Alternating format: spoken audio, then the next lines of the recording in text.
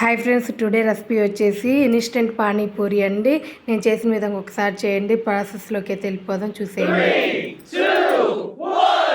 Hi friends, welcome to చిన్న లాక్స్. చూడండి, ఈరోజు చేసుకునే రెసిపీ వచ్చేసండి ఈవినింగ్ స్నాక్స్కి పానీపూరి అండి.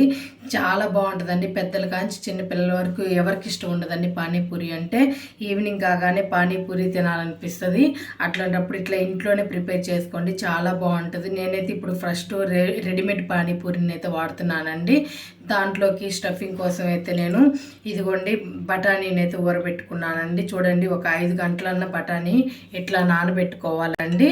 ముందుగా నేనైతే పప్పుని ప్లస్ పానీని అయితే ఇంట్లో ప్రిపేర్ చేసి చూపిస్తున్నానండి. నెక్స్ట్ టైం పానీపూరిని కూడా ఇంట్లోనే ప్రిపేర్ చేసుకుందామండి. నెక్స్ట్ వీడియో ఖచ్చితంగా అప్లోడ్ చేస్తాను. ఇప్పుడైతే నేను పప్పు పానీని మాత్రమే ఇంట్లో చేస్తున్నానండి. చూడండి, దానికోసం ఇదిగోండి బఠానీని అయితే ఒక 5 గంటల ముందుగానే నానబెట్టుకోవాలండి. నానబెట్టుకున్న బఠానీని బంగాళదుంపలు అయితే 3 బంగాళదుంపలు అయితే తీసుకుంటున్నానండి. ఇదిగో పైన తోలు తీసేసుకొని నీట్గా పీలప్ చేసుకొని అయితే నీట్గా వాష్ చేసుకోవాలండి. ఇదిగోండి ఇట్లా పప్పు కోసం అయితే ఒక 5 గంటల ముందే నానబెట్టుకొని అయితే పెట్టేసుకున్నానండి. ఇదిగోండి 3 బంగాళదుంపలు అయితే ఇట్లా కట్ చేసుకొని అయితే వేసుకోవాలండి.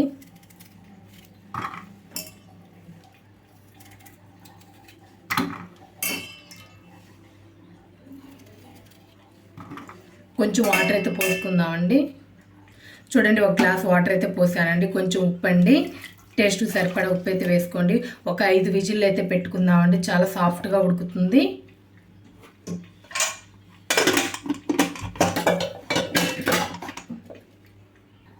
చూడండి, కుక్కర్లో పెట్టేసుకున్నాం కదండి. పప్పు ఉడికేలోపు పానీపూరిలోకి అయితే పానీ అయితే ప్రిపేర్ చేసుకుందామండి. దానికోసం అయితే ఒక చిన్న నిమ్మకాయ సైజు అంత చింతపండుని అయితే నానబెట్టుకోండి. ఒక పావు గంటన నానితే సాఫ్ట్గా ఎమ్మట వస్తుందండి. చూడండి, ఇట్లా ఒక పావు గంటన నానబెట్టుకోవాలండి. ఇంతైతే సరిపోతుందండి. నేనైతే ఒక పావు గంట ముందే నానబెట్టానండి చింతపండుని. చూడండి, పానీపూరిలో కోసం అయితే పానీని అయితే ప్రిపేర్ చేసుకుందామండి. నీట్గా వాష్ చేసుకున్న కొత్తిమీర అండి, ఒక చిన్న కట్టనైతే తీసుకోండి. ఇంత కట్ట అయితే సరిపోతుంది, చిన్న కట్ట. కొంచెం అయితే పుదీనా వేసుకోండి, చాలా బాగుంటుంది. కొంచెం సరిపోతుందండి పుదీనా. చూడండి, 2 పచ్చిమిరపకాయలండి. కారం వేస్తామండి, మిరియాల పొడి వేస్తాం, అందుకని చూసుకొని అయితే వేసుకోండి పచ్చిమిరపకాయలు. నేనైతే 2 పచ్చిమిరపకాయలు అయితే వేసానండి. చిన్న ముక్క అల్లం ముక్క అండి.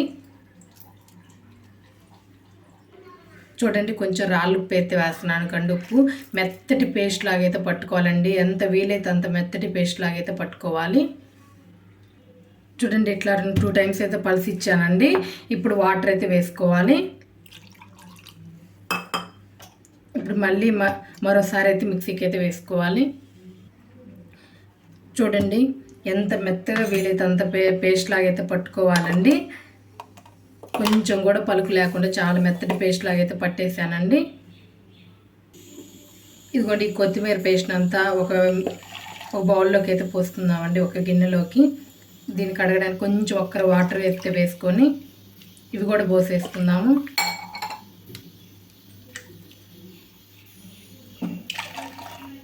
మొత్తం ఇట్లా పోసేసుకోవాలండి. ఇప్పుడు చింతపండు నానబెట్టుకున్నాం కదండి, ఇవి కూడా పిండుకొని దాంట్లోకి వేసేసుకోవాలి. చూడండి, చింతపండు రసాన్ని మొత్తం కూడా కొత్తిమీర వాటర్లోకి అయితే పోసేసుకోవాలి. ఇట్లాంటివి ఏం రాకుండా ఇట్లా చేయి పెట్టుకైతే వడగొట్టుకోవాలండి. సెకండ్ టైం కూడా కొంచెం వాటర్ పోసుకుందామండి. చూడండి, సెకండ్ టైం కూడా ఒకసారి వడగట్టుకుందాము చింతపండు రసాన్ని.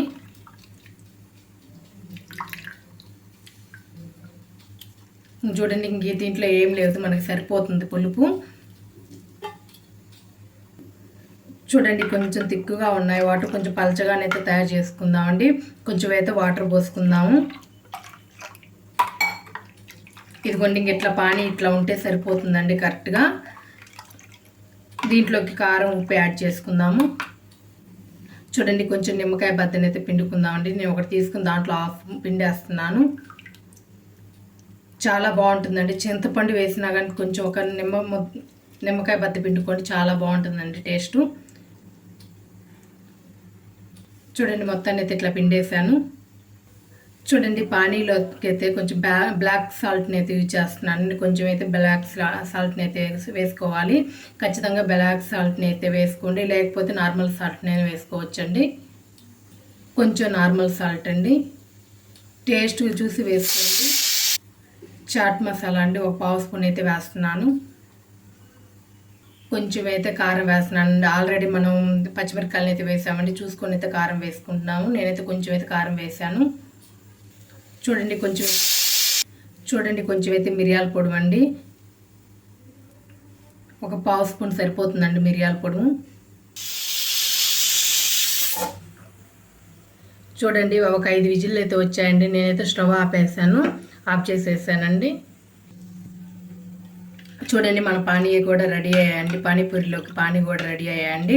చూడండి ఉప్పు కారం పులుపు చూసుకోండి. ఒకవేళ మీరు ఉప్పు కారం తగ్గినా కానీ వేసుకోవచ్చండి.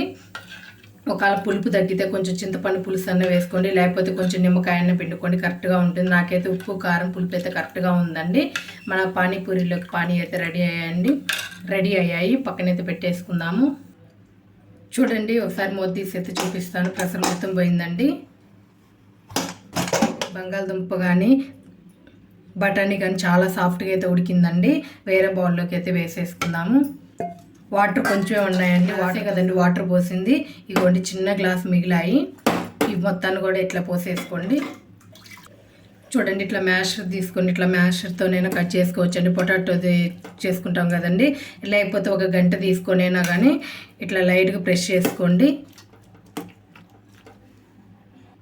చూడండి బఠానీ కూడా చాలా సాఫ్ట్గా వేగిందండి. ఇట్లా వేగితే సరిపోతుందండి. లైట్గా మ్యాష్ చేసుకున్నాం కదండి, దీంట్లో ఉప్పు కారం ఇవైతే కలుపుకుందాము. చూడండి కొంచెం అయితే ఉప్పు వేసుకుందామండి. మనం ఉడికించుకునేటప్పుడే కొంచెం ఉప్పు వేసామండి, చూసుకొని అయితే ఉప్పు వేసుకోవాలి. ఎక్కువ మాత్రం వేసుకోవద్దండి, చూసుకొని వేసుకోండి. ఇదిగోండి కొంచెం కారము 1 పావు స్పూన్ అయితే కారం వేస్తున్నాను. 1 పావు స్పూన్ ధనియాల పొడి అండి, 1 పావు స్పూన్ చాట్ మసాలా, 1 పావు స్పూన్ జీలకర్ర పొడి అండి, 1 పావు స్పూన్ వేసుకోండి. ఇదిగోండి 1 పావు స్పూన్ మిరియాల పొడి అండి. కారం వేసాము, చూసుకొని అయితే మిరియాల పొడి వేసుకోండి. నేనైతే కొంచెం 1 పావు స్పూన్ అయితే వేసానండి. కొంచెం బ్లాక్ సాల్ట్ అండి, కొంచెం వేసుకోండి. మనం బయట తిన్న టేస్ట్ అయితే వస్తుందండి కొంచెం బ్లాక్ సాల్ట్ వేసుకోవడం. అంటే ఉంటే వేసుకోండి, లేకపోతే మామూలు సాల్ట్ అయినా వేసుకోండి. నేనైతే కొంచెమే వేసానండి. వీటిని అన్నింటిని ఒకసారి కలుపుకుందాము.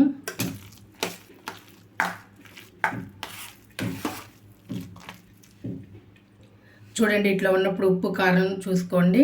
నాకైతే ఉప్పు కారం కరెక్ట్గా ఉందండి. ఇంకా ఆనియన్స్ వేసుకుందాము. ఇదిగోండి చాలా చిన్నగా తరిగి పెట్టుకున్న ఆనియన్స్ అండి, 1 గుప్పెడు నిండా వేసుకుందాము. ఇదిగోండి కొంచెం కొత్తిమీర అండి, చాలా తక్కువ పుదీనా వేసుకోండి. 3-6 పీసెస్ అయితే వేసుకోండి, లీవ్స్ అయితే వేసుకోండి. ఇదిగోండి మన పానీపూరిలోకి కూర కూడా రెడీ అయిందండి, స్టఫింగ్ కూడా రెడీ అయింది. ఒకసారి ఎంత కలుపుకుందాము.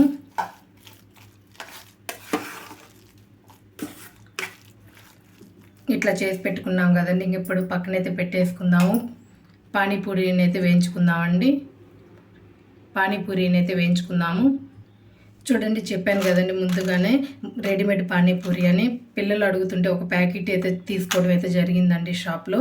అందుకని ఇప్పుడు ఈ ప్యాకెట్తోనైతే చేస్తున్నాను. నెక్స్ట్ వీడియోలో మాత్రం ఇంట్లోనే ప్రిపేర్ చేసి చూపిస్తానండి. ఇదిగోండి రెడీమేడ్ ఇవ్వండి పానీపూరి వేయించుకోవాలి. చూడండి ఒక కళాయిలోనైతే ఆయిల్ పోసానండి. స్టవ్ ఆన్ చేసుకోవాలి. ఆయిల్ బాగా హీట్ అవ్వాలండి. చూడండి ఆయిల్ అయితే వేడైందండి. పానీపూరిని అయితే వేసేసుకుందాము.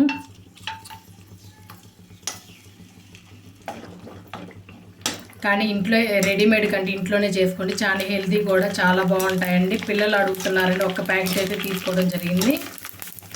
ఇంట్లో చేసుకుంటే చాలా బాగుంటాయండి పానీపూరి.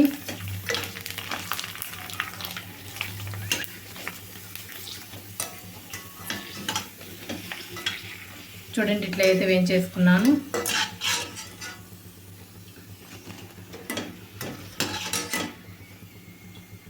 మిగతా అన్నీ కూడా అట్లనే వేయించుకోవాలండి.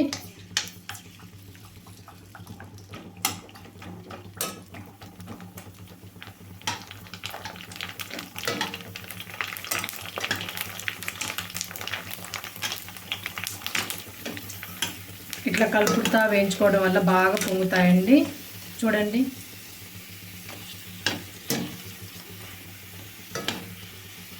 ఇవి కూడా తీసుకోవాలండి. అన్నీ ఇట్లనే వేయించుకుందాము. చూడండి, అన్నీ అయితే ఇట్లా వేయించుకున్నామండి, బాగా వేగాయి. స్టవ్ అయితే ఆపేస్తున్నానండి. చూడండి, రెడీమేడ్ పానీపూరి అండి. చూడండి ఎంత బాగా వేగాయో. ఒకటి చూపిస్తున్నానండి. చిన్న హోల్ పెట్టేసుకోండి. చూడండి ఎంత కరకరలాడుతున్నాయి. ఇట్లా ఉండాలండి. చూడండి, మనం ఇంట్లో ప్రిపేర్ చేసుకున్నాం కదండి, ఈ పప్పునైతే కొంచెం పెట్టేసుకోవాలి.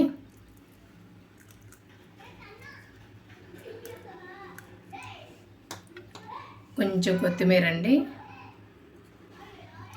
కొంచెం ఆనియన్స్,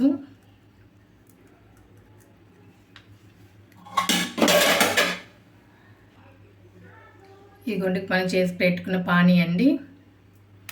ఇట్లా చేసుకొని పిల్లలకి చూడండి, ఇట్లా చేసి పెట్టండి. పిల్లలు కానీ పెద్దలు కానీ చాలా ఇష్టంగా తింటారండి. నా వీడియో కనుక నచ్చినట్లయితే లైక్ చేయండి, షేర్ చేయండి, కామెంట్ చేయండి. ప్లీజ్ సబ్స్క్రైబ్ చేసుకోండి. Thank you.